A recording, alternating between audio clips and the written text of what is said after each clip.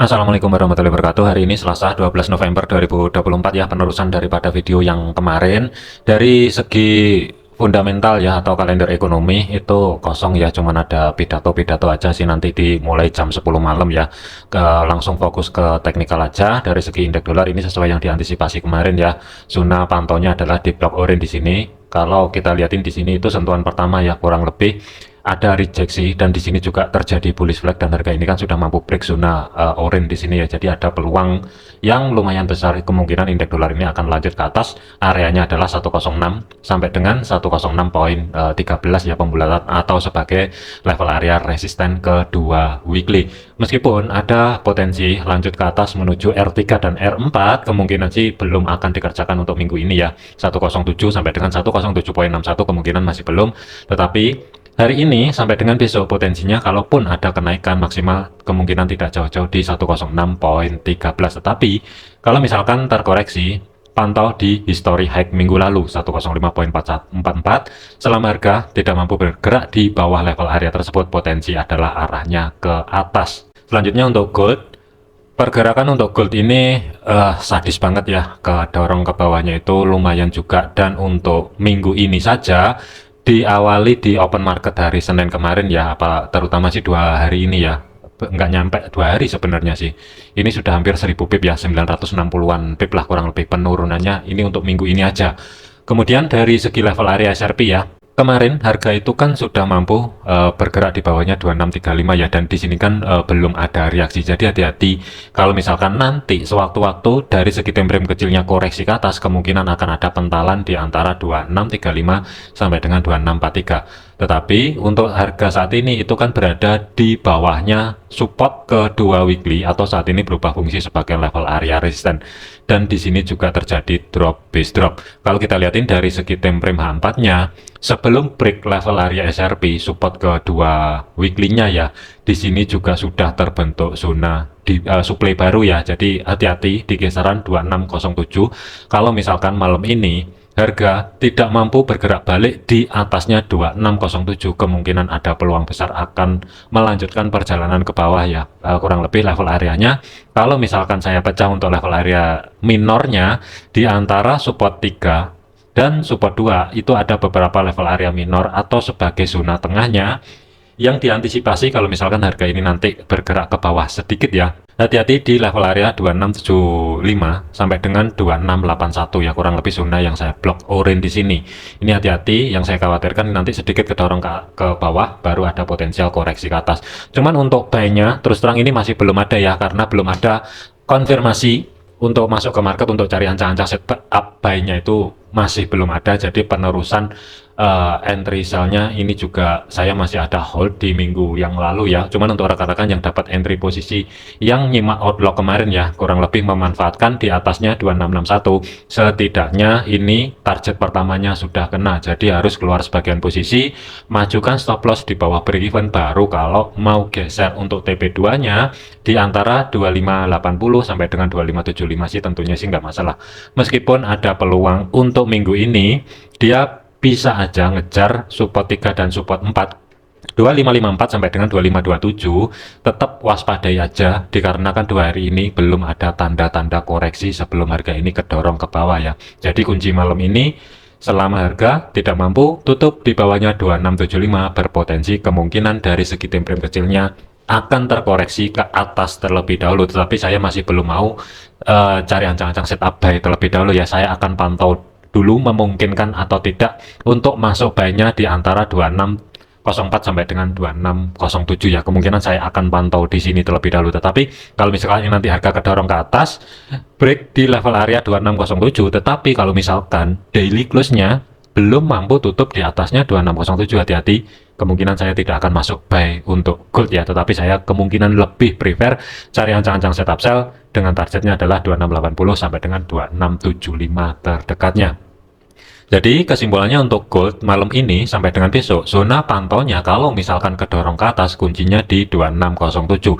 Kalau misalkan daily close-nya mampu tutup di atas level area tersebut, potensial terjadi koreksi itu kemungkinan ada kurang lebihnya itu di antara 2635 sampai dengan 2643. Tetapi kalau misalkan daily close-nya tidak mampu tutup di atasnya 2607, hati-hati, yang saya khawatirkan ini nanti sedikit kedorong ke bawah, retest di level area minornya 2575 sampai dengan 2581, baru ada potensi mungkin akan balik ke atas ya. Tetap waspadai aja, saya lebih prepare mending wait and see, cari ancang-ancang setup sell daripada cari ancang-ancang setup buy selama belum ada konfirmasi pembalikan arah yang valid untuk saat ini ya. Batas maksimum untuk target minggu ini untuk gold ya, hati-hati untuk rekan-rekan yang ada swing ya.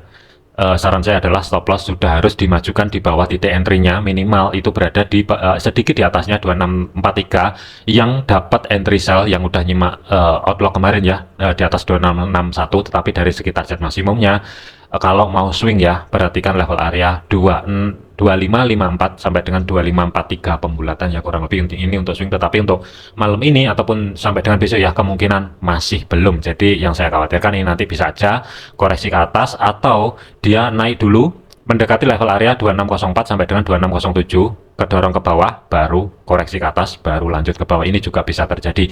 Untuk yang day trade, manfaatin aja level penting area SRP di sini ya. Cuman untuk swingnya saya lebih untuk swingnya saya masih ada hold posisi sell ya, yang kemarin dapat di minggu lalu di kisaran level area 2690-an lah, kurang lebih di situ saya masih ada hold sell-nya. Tetapi dari segi TP maksimumnya itu saya taruh di level area 2560, itu untuk posisi saya pribadi ya. Selanjutnya adalah untuk GBP USD.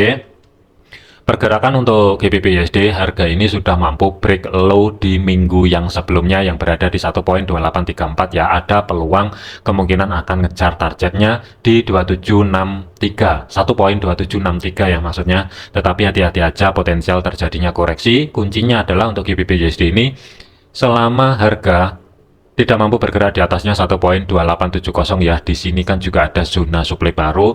Tinggal tunggu konfirmasi pembalikan arah. Planning adalah cari ancang-ancang stop sell. Target terdekat adalah di 1.2763. Bisa aja ini nanti sedikit kedorong ke atas, retest di sini, drop kecil, langsung turun ke bawah juga bisa terjadi. Atau dia sedikit naik kurang lebih ya, mendekati level area 1.2870 baru drop ke bawah, ini juga bisa terjadi. Berpeluang di atas 60% untuk GBP USD, kemungkinan akan mengejar level area 1.2763, tetapi waspadai potensial koreksi dari segi time frame kecilnya. Untuk Euro USD, pergerakan untuk Euro USD ini sedikit berbeda dengan GBP ya. Untuk saat ini low minggu lalu sudah di break, kemudian antisipasi zona pantau merah kemarin ya sebagai minornya. Sentuhan pertama sih kurang lebih harga ini dipasin ya, untuk titik low-nya itu kurang lebih yang saya gambar kemarin, kurang lebih di sini 1.06300 ya. Kemudian terkoreksi ke atas, tetapi koreksi ke atasnya ini tidak mampu sampai retest di history low minggu lalu dan langsung drop kembali ke bawah ya. Untuk next targetnya, support kedua weekly itu jatuh di 1.0597, dan untuk saat ini tuh sebenarnya sih sudah memasuki level area target pertama ya. Kalau misalkan level area SRP-nya saya baca di antara history low minggu lalu sampai dengan support kedua weekly-nya, itu kalau misalkan saya tarik ya, kurang lebih harga akan dipasin di area bawah ya, kurang lebih di sini 1.0611 ya, baru ada sedikit reaksi ke dorong ke atas. Jadi untuk kunci malam ini, selama harga tidak mampu bergerak di atasnya zona yang saya blok merah di sini dengan batas atasnya 1.06500, tinggal tunggu konfirmasi pembalikan arah. Planning adalah persiapan cari ancang-ancang setup sell kembali. Tetapi untuk rekan-rekan yang sudah dapat entry sell di atas, stop loss harus sudah dimajukan sedikit di atasnya 1.067 ya, ini untuk stop lossnya, dan harus sudah keluar sebagian posisi. Next targetnya 1.0597, maksimum adalah sementara 1.0569 ya. Ini untuk jangka pendeknya Euro USD. Gambaran saya malam ini sampai dengan besok ya, ada potensi di atas 65% kemungkinan akan lanjut ke bawah. Hati-hati, batasan pantau maksimal Euro USD minggu ini jatuh di 1.0469 sampai dengan 1.0406. Selanjutnya untuk AUD USD, Pergerakan untuk planning Audi USD kemarin ya itu kan cari ancang-ancang setup sell ya, tentunya sell stop kemarin ya, dan untuk TP pertama itu di 0.6541 di sini udah ke trigger untuk TP pertamanya. Untuk TP kedua itu masih ada ruang 0.6511 ya, atau 12 pembulatan. Ada peluang ini juga sama di atas 60% kemungkinan dia akan ngejar bawah. Yang saya khawatirkan di Audi USD ini ya, ini kan masih ada reaksi ketika menyentuh level area support saat ini ya. Yang saya khawatirkan nanti terjadi drop lanjut ke bawah, baru ada potensi koreksi ke atas, itu juga bisa terjadi. Untuk yang nyimak di video yang kemarin, yang dapat entry sell kemarin ya, ini stop loss sudah harus dimajukan di bawah, sedikit di bawahnya break even, keluar sebagian posisi, baru kalau mau targetnya ini dipentokin di history low-nya atau kurang lebih di sebagai physical price levelnya ya, 0.6475 kurang lebih sebagai physical price levelnya. Tentunya sih ini nggak masalah, intinya adalah amankan profitnya dulu, kunci dulu, baru bonusnya biarin berjalan ya. Selanjutnya adalah untuk USD CAD. Pergerakan untuk USD CAD ini kuat ke atas tentunya, dan harga ini perhatikan di sini ketika break high di minggu yang sebelumnya ya, untuk level area SRP-nya 1.3985, harga ini kan ada reaksi kemarin, persiapan cari ancang-ancang setup buy juga sebenarnya, tetapi kan harga ini koreksinya sih tidak sampai di level area zona tengah atau sebagai pivot. Untuk malam ini hati-hati di level area 1.3935 ya, hati-hati di sini. Kalau misalkan dia mampu balik ke dorong ke bawah, yang saya khawatirkan ini langsung bablas ngambil zona tengah atau sebagai pivot, baru upset kembali. Tetapi selama level kunci 1.3935 di sini tidak di break ke bawah ya, planning masih tetap cari ancang-ancang setup buy, target maksimum sedikit di bawahnya 1.4000 ya, atau sebagai physical price levelnya. Ini gambaran saya untuk USD CAD hari ini sampai dengan besok malam. Tetap kuncinya waspadai di 1.3935. Kalau misalkan ada harga bergerak di bawah level area tersebut, secara otomatis planning buy akan ke pending terlebih dahulu, tetapi kemungkinan akan digantikan buy swingnya itu di atasnya zona tengah atau sebagai pivotnya. Untuk USD Swiss, pergerakan untuk USD Swiss kemarin statusnya juga sama ya, cari ancang-ancang setup buy. Kurang lebihnya perhatikan untuk saat ini ya, R2 weekly 0.8826, kurang lebihnya harga dipasin di level area tersebut, baru terjadi reaksi yang lumayan signifikan ya. Untuk saat ini kemungkinan level 0.8826 ini adalah pemberhentian sementara sebelum harga lanjut ke atas ya. Untuk rekan-rekan yang sudah dapat entry posisi buy kemarin di video yang sebelumnya ya, ini saran saya, dikarenakan TP1 sudah kena, TP1 kemarin kan di sini, majukan stop loss sedikit di atasnya break even, baru kalau mau adjust TP-nya langsung pentokin ke R3 ataupun R4 sekalian ya. Sebenarnya sih di 0.8946 tentunya sini nggak masalah. Jangka panjangnya nanti untuk USD Swiss itu masih ada peluang bergerak di atasnya 0.9000. Kalau kita lihatin dari segi time frame weekly-nya, masih ada peluang besar kemungkinan kedepannya nanti itu bergerak di atasnya di sini sebagai physical price level, dan gambaran saya itu kurang lebih ya mendekati level di sini di kisaran sedikit di bawahnya 0.9500 ya. Ini untuk jangka panjang, tetapi untuk minggu ini ya bertahap, tidak mungkin langsung bergerak ke sana di 0.9500 langsung, tentunya sih ya sangat minim lah, di bawah 50%. Untuk zona pantau batas maksimal minggu ini itu fokusnya di 0.8946 sampai dengan 0.8906 terlebih dahulu ya untuk entry buy-nya. Selanjutnya untuk USD Yen ya, pergerakan untuk USD Yen ini sesuai yang diantisipasi kemarin ya. Untuk kemarin di video yang sebelumnya itu kan harga berada di atas ya. Lebih idealnya kalau misalkan cari ancang-ancang setup buy itu sedekat mungkin di batas konfirmasi atas pivot 153.42 ya. Kalau misalkan harga ini saya zoom ya, perhatikan di sini kurang lebih di level area SRP-nya ya, harga dipasin dan langsung kepental ke atas.